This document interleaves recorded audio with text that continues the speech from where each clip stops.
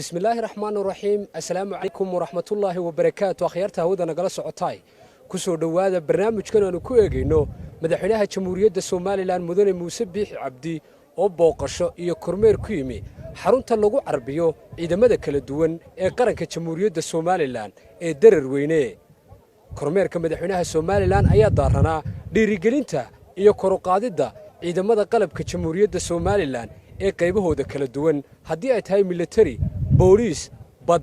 iyo waliba asluub oo halkan ay tahay meelaha lagu tababaro ee aqoontooda lagu dhiso barxadda weyn ee degmada darar weyne waxa lagu soo bandhigay cududa qaran ee ciidamada kala duwan ee qaranka Jamhuuriyadda Soomaaliland gaadiidka gaashaaman ee ciidamadu ay ku hawlgalaan qaybahooda kala duwan ayaa la keenay goobta madaxweynaha Soomaaliland wuxuu halka ka jeediyay khudbad ku tacalluqda muhiimadda ciidamadu ay u leeyihiin dhismaha qaranka iyo horumarinta bulshada waxaanu madaxweynaha Jamhuuriyadda Soomaaliland ciidamada kala duwan ee Soomaaliland ugu ambaliyay in ay halka ka sii anba qaadaan dadaalada iyo horumarinta ay wadaan ee Soomaaliland ay ka fuliyeen muddadii ay jireen waxaanu kula dardaarmay inay u dulqaataan duruufo kasta oo nololeed oo soo waajaba maadaama ay yihiin naftood hurayaal qarankooda u huray naftooda iyo dhiigooda barnaamijkan ayaynu ku eegaynaa ee idilkiinba daawasho wacan oo wanaagsan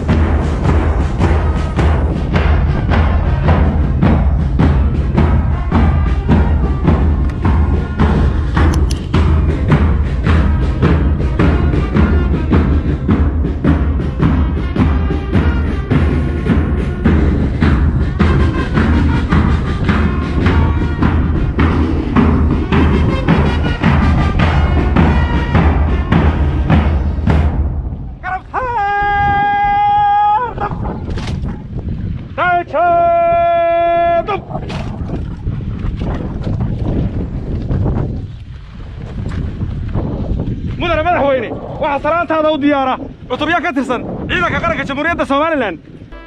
dulmilay ma tababarin darajada gafuma xidhan dulmilay ma tababarin darajada gafuma xidhan daandaasi ma aqaan daandaasi ma aqaan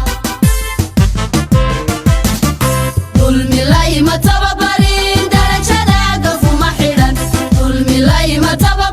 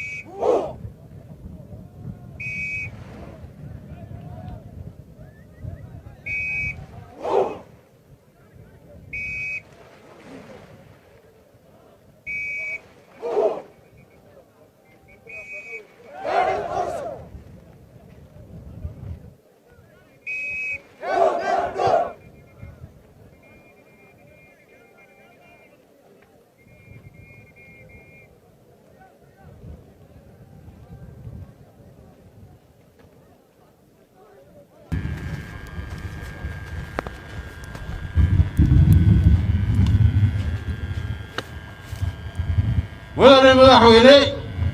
waxaa halkaa ku diyaara ciidamo ka kooban ciidanka qaranka jamhuuriyadda Somaliland ciidanka booliska jamhuuriyadda Somaliland iyo guuto ka tirsan difaaca qaran ku soo dhawow madaxweyne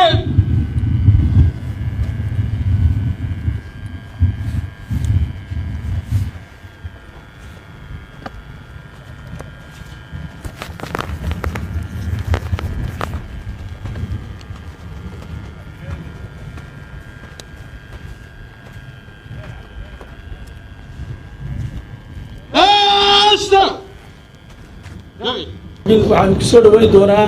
taliyaha ciidanka booliiska jamhuuriyadda Somaliland sareeyo guuto maxamed aadan saqadi والصلاة والسلام على رسول الله صلى الله عليه وسلم مدحوينها جمهورية الصوماليلاند مدن موسى بيح عبدي وسيرة عدة كجوجته تلياش عيدا مدى كلا دوان برا سابق قبل كمرودي تشيح مدحضة كليها هل كان جوجته إيا مرتي شرفته عيدا مدى كلا دوان هل كان سود ديارسن militariga booliska iyo kuwa maaragtay ardayda kala duwan ba ah waxaan idinku salaamayaa salaanta islaamka assalaamu calaykum wa rahmatullaahi wa barakaatuh mudane madaxweyne iyadoo 18 May ay qarka inoo soo saarantay oo laba cisho qura ay naga xigto maanta oo ay tahay bisha 16 oo halkan maaragtay wafdigaad hogaaminayso aad ku soo booqatay ciidamadan kala duwan iyadoo ay ka mid tahay inuu diyaar garowga 18 May oo la khafiifiyay cudurka coronavirus-ka awgeed iyadoo quwadii ballaadhneyd aynu soo bandhigi jiray aynu khafiifinay waxa runtii halkan sidii korneelkiiga horeeyay sharaxay halkan imika jooga ciidanka booliska qayb kamida oo gaadiidkooda gaashaaman wata iyo ciidanka militariga oo kala duwan ardayle guutadii gaashaamayda taangiga leh iyo tignika kaleba maalinta madaxweyne inagu soo dhow oo aanoo fursadan ka faa'iideysanaya maalin inagu weyn aanu malaynayo cid kasta kuwa dhalan doona iyo kuwa maanta noolba xusuus weyn inagu leh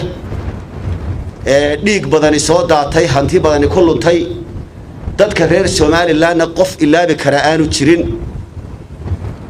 ayaa waxaynu maaragtay xuskeedii baynu halkan uga sii diyaar garoobina anigoo taa ka faa'iideysanaya ciidanka booliisku madaxweyne kelmad kooban waxaanu u diyaar garoobaynaa insha Allah inaanu isbedel weyn samayno oo aanu reform ku samayno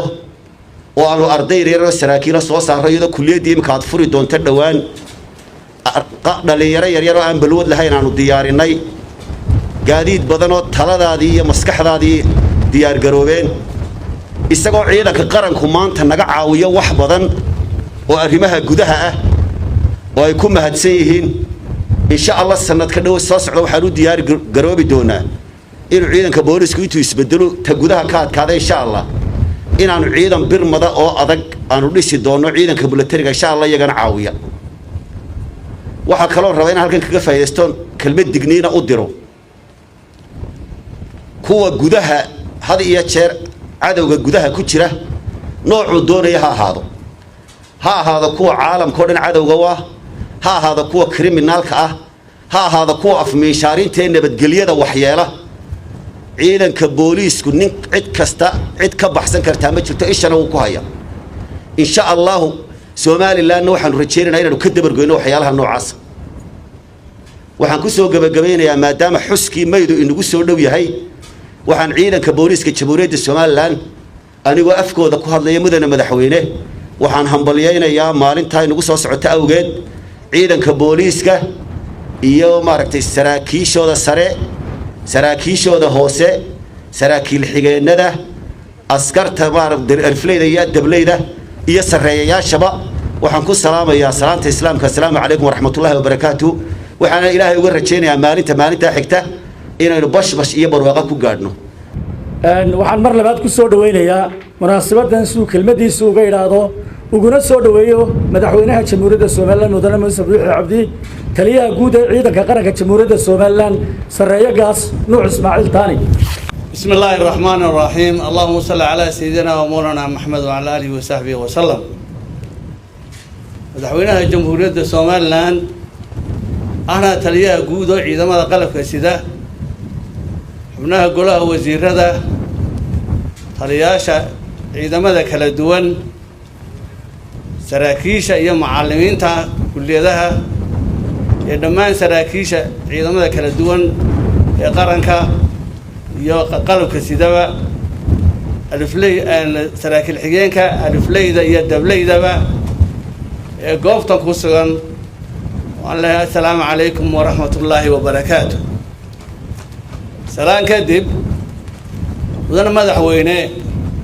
هذه وفتقة جابا وحن كسر دوينا كلية عبد الله عسكر يشقد قال كويس وجرته ودنا مدحوينه كلية waxay haan jirtay halka maanta aan joogno guuta taangiya ayaa deganaa jirtay guutada taangiya oo dhibteeda lahayd wax badanna geysatay maanta meeshii waxa ka dhisan jaamacado iyo kulliyado wax lagu barto oo dadka ka soo baxa dadkii dalka lahaa halkan waxaa soo taagan guutadii halkaa deganay taangiyaashay lahaayeen oo laga furtay bilaashna kuma imaanaa rag badan baa ku dhintay laakiin waa la soo hadhnay guutada taangiga 6 gobol bay kala degan tahay haddii maanta halkan laisku keeni lahaa teknikadeeda amba taangiyaasheeda amba beebeeyadeeda way buuxin lahayd aagan mudan madaxweyne adaa ku mahadsan muddadii aad joogtay eed xilka haysay ayna soo dhaaftay wax badan baad iyaad ciidamada gelisay anu ciidanka qarankaan ogahay oo wax badan ayaad gelisay goorta madaxweyne kastoo soo maraaba meel buu gaarsiinayay laakiinse maanta aad buu dhaqaaqay ciidanka qaranku wax iska nolosha wax hadii goraale ma noqoto say tahay wax dhiman way iska jiraan waxaasna waxay ku xidhiyeen de dhaqaalaheena marba wixii la helo laakiin waxaan marxaati ka ahay inaan waxba la naga hakran annagana waxa waajib nagu ah dhammaan ciidamada qalabka sido meel kasta ha joogaane in maxay ahayn aan dadaalo oo dalka yaga oroon marino intaan kari karno mudan madaxweyne munaasabadani واتينو مري جري 18 May waxa dhacay de xanuunka adduunka oo dhan aafeeyay waxa markaa noqotay dadkuna aad bay u jeclaan jireen 18 May markay tahay in ciidamada arkaan way ku farxi jireen maadaama tii suurtoobi weyday aba TV-yada laga daawado amba website-yada waxaan isku daynay inaan dadka ka farxinno oon tuusno 18 May ee sanadkan hadda jooga inkastoo aan wax badan keeni lahayn haddana dee intanaas haddii aan maanta soo dooranno inay halkan yimaadaan mudan madaxweyne iyadoo cadceeda dana waxaan leeyahay dhallinyarada ciidamada ku soo biiraysa iyo nooc kastaba ha ahaadaane haddii gobonnimadii hore ay aabbayaasha iyo annaga ka sanbirraxatay annagoo aabbayaashiina iyadoo oo dhan baan idin soo gaadhsiinay waxaana laydiga baahan yahay markaa idigu inaad haysaan oo ilaalisaan ayaa laydiga baahan yahay mudane madaxweyne iyadoo cadceeda ku soo dhawow السلام عليكم ورحمة الله وبركاته ضمان عيدان قرب كسدين كلا دول قوبتا كسوغان آدي أدبار محبرين إياه فلفتر الله يدي أرقرول وحنسي قارو سلام إياه داريانا دا كسوغين إنسا عيدامانا إياكوا قادنا إياه شغال قرن ما دام إنو كوريات شغلو مانت هذا الكينا wuxuu badaan doonaa tababarka iyo macnaha kuliyadda iyo ciidamadu waxay yihiin waxaan si gaar u soo dhaweynayaa oo maanta xusuus badan in dafcadda koowaad ee leeri sarkaal ay yihiin kuwii koowaad ee ka baxaya dalka gudihiisa ku qaadanayo xidigo oo sarkaalnimaha ku gaaraya dalka gudihiisa inay yihiin oo nasiibu hore waa taariikh waan ku hambalyeynaya waxaa intaa u sii dheer waa markii horreysay ee gabdho Soomaaliland ah tiradoodu ay badaan nimbe 10 gabdhood oo naftooda u soo horay inay qaataan tababar layl sarkaal oo ciidamada ah oo intii la marayay baa la dhamaysteena aad iyo aad baan u hambalyeynaya waan soo dhaweynayaa ciidan weynaha waxaan ka rabaa iyo saraakiisha guud in hablaha ay ku meel maraan aqoontooda iyo kartidooda ee aan lagu xadlin waa dumar waxaa kaloo soo dhaweynayaa ardayda shaqo qaban oo xanuunkan jira awgood aanay suurtoobin xafladii lagu soo dhaweyn jiray iyo ka qaybgalkii laga geli jiray shaqadooda oo muddada tababarka ku dhammaatay intii xanuunkani jiray waxaan ku hambalyeynayaa adkaysiga ay u dhabar adeygeen in muddadii 3 bilood ahayd ee ay joogeen aan qof qori ka soo bixin xidooda iyagoo oo raacaya tilmaamaha caafimaadka waxaa ka muuqata inay yihiin aqoonyahan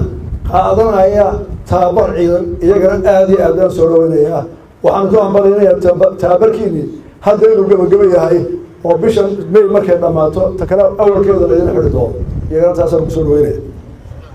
intaa hordhaca markaan dhaafo halkan maanta aynu joogno waa xero askari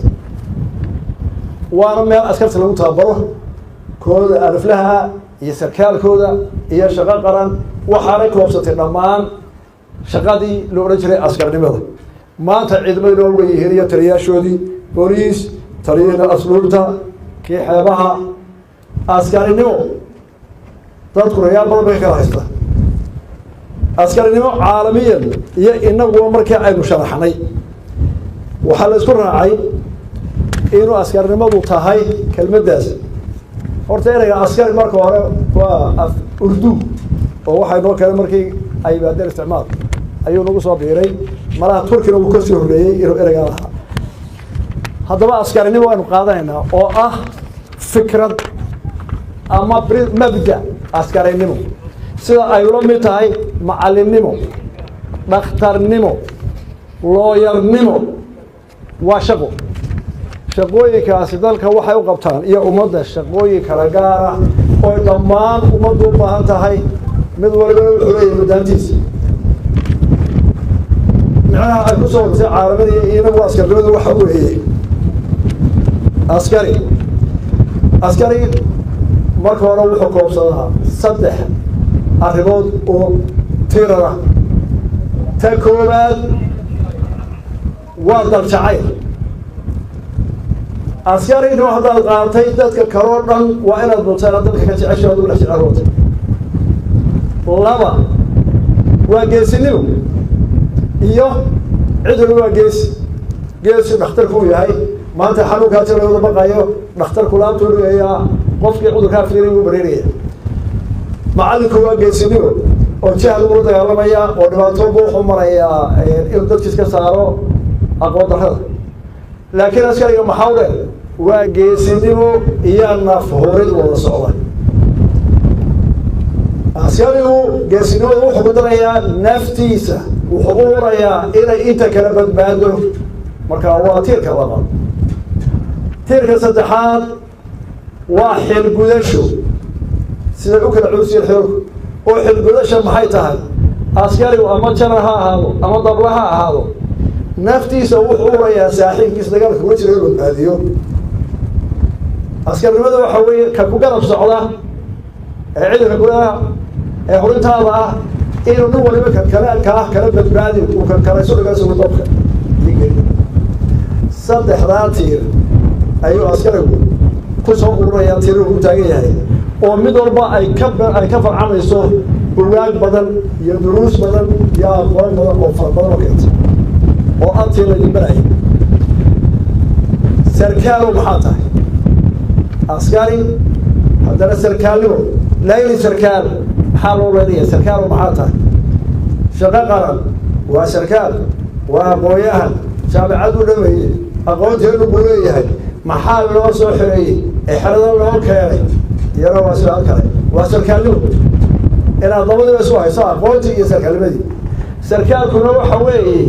intii askariga lagu sheegay saddexdii tiir oo lagu daray go-aan qaadasho iyo hogaamin intii askariga marka loogu daro go-aan qaadasho iyo hogaamin ayuu sarkaal noqonaya haddaba maxaa lagu barataa kuliyaddan iyo kuliyadaha lamidkaa layli sarkaalka waxaa la barayaa oo goob ka ah qodobo fara badan oo ay ka mid tahay casharada ay ka mid tahay iyo shaqo qaran oo socdo ah shaqada oo dhisna baraxay dhismaha jirka iyo maskaxda labadaba in laga dhiso laba in la baro xakamaynta naftiisa xaaladaha kala duwan bini aadmu xaalado kala duwan buu maraa wuu caroodaa wuu gaajoodaa wuu bukoodaa wuu farxaa adduunya waxu helaayo marmarka qaarkood waa kibraa waxa weeye waxaa lagu barayaa xakamaynta naftaada xaaladaha kala duwan si aad u hogaamsan dadka marka ay jiraan xaaladaha kala duwan waxaa la barayaa oo duruusta ay barteen ka mida akaadada marta lagu bartaa inaad u rogto dhaliishaada marka aada qaldanto qof kasta wuu qaldamaa bini aadmi baynu nahay ma jiro qof toosan kolkaa marka uu qaldamo ninka askariga ah waxaa loo tababaraa inuu qaladkiisa u rogo guul ereyada ka mid ah afafka askarta oo dhan adduunka waxaa kamid diiba gurasho xeer dagaaleed retreatment oo ah khalad baa dhacay cadowgii waxbu ah ama afrikad ku keenay waa inaad ku dadaashaa inaad qaladkaa u rogto saxiib iyo guul inaad ku gaadho waxaa kale oo halkan lagu tababaraa askarta saraakiisha halkan waxaa laga qaataa in guusha aad gaadha aanad ka qaadin faan iyo istustus ee guusha aad gaadhaa aada u aragta inay tahay waajib aada gudatay oo aanad u baahdan in laguga ammaano iyo inaad ku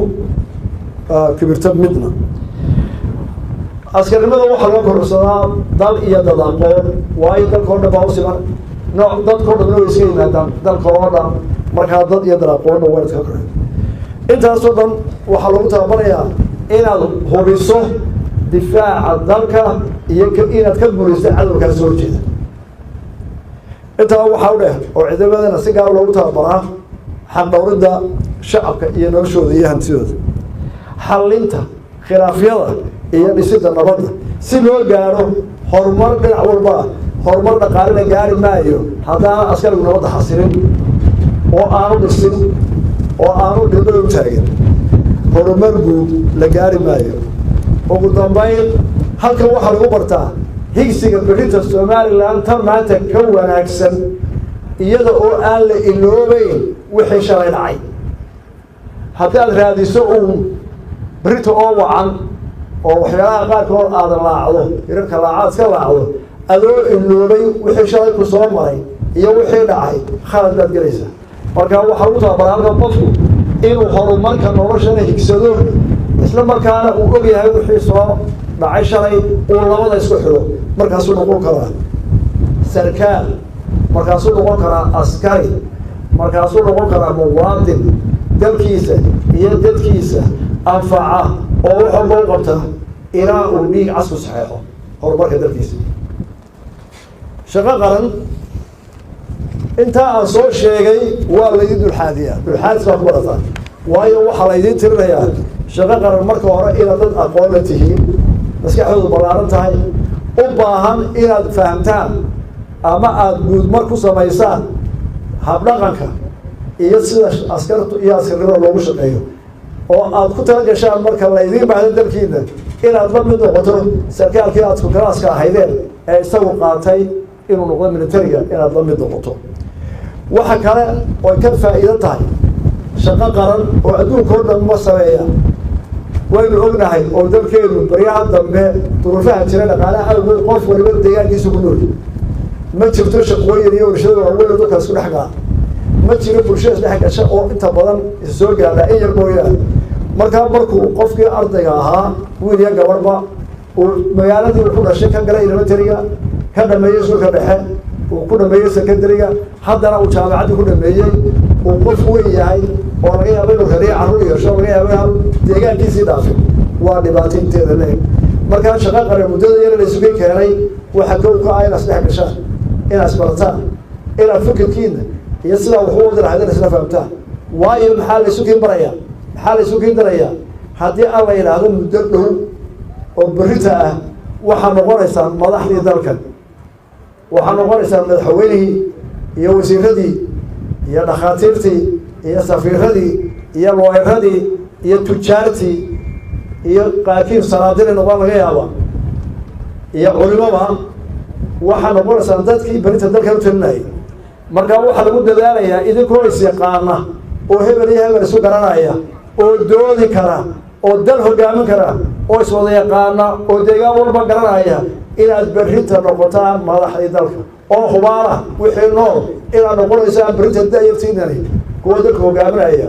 shalay unbay ahayd annaguba